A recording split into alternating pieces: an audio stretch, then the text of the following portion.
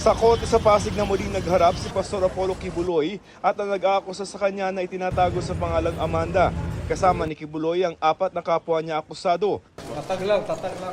Para sa kasong qualified human trafficking, ang binasang sakdal sa Pasig Regional Trial Court Branch 159.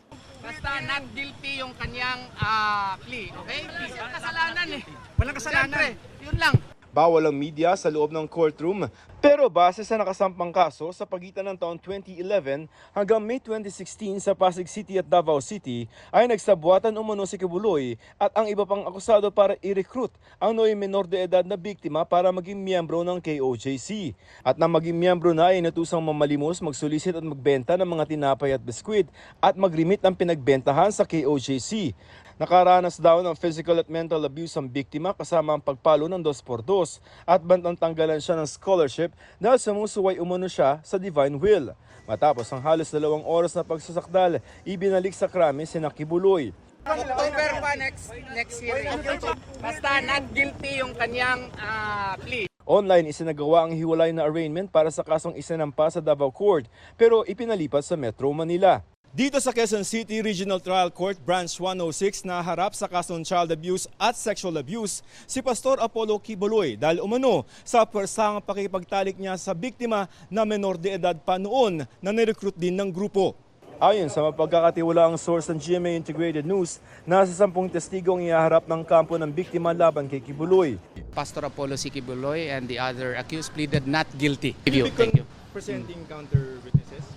Of course. I cannot give you details. Ang complainant na si Amanda wala raw takot na naramdaman sa muling pagkikita nila kanina ni Pastor Kibuloy. Sobrang saya po kasi hindi ko po inaakala na sa haba-haba ng panahon na nagvo-voice out ako, lumabas na po talaga at nag-arraign. Dun po, sobrang saya po ako dun. Mula nang i-recruit maging miyembro ng Kingdom of Jesus Christ sa Davao, naging close in pastoral daw siya, maliit na grupo ng mga pinili mga miyembro para personal na magsilbi kay Kibuloy.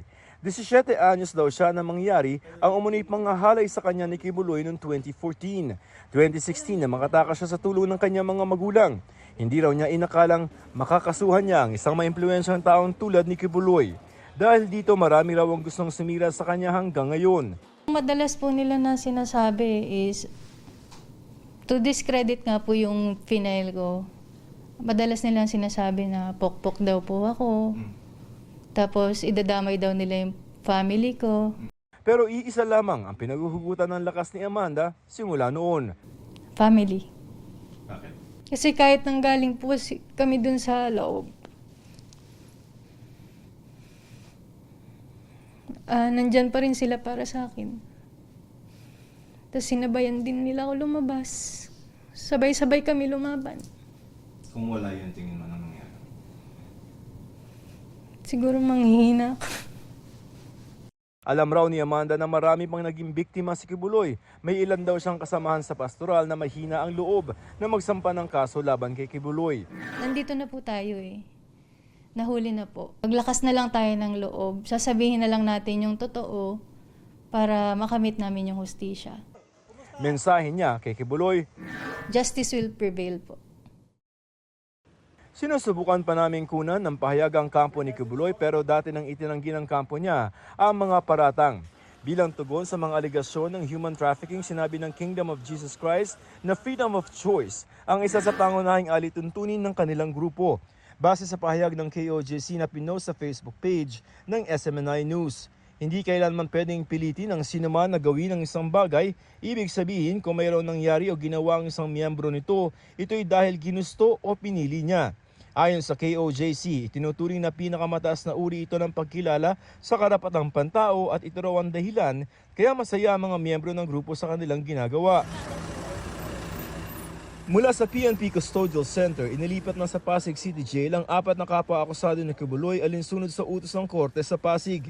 Iahalo sila sa regular na selda. Definitely, iahalo din po sila kasi wala na rin pong ibang bakanting selda. Otherwise, magsisiksikan po yung ibang selda kung magde-dedicate po tayo ng separate cell.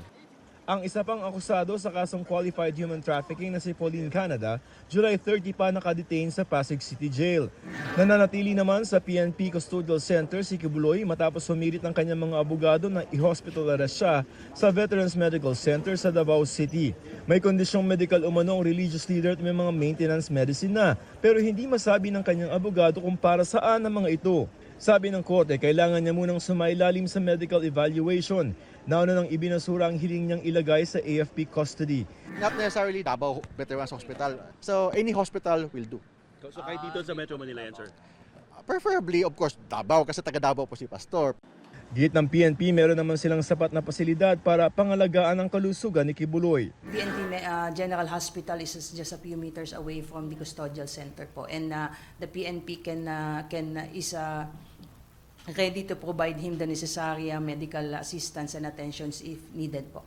Para sa GMA Integrated News, Joseph Morong, ang inyong saksi.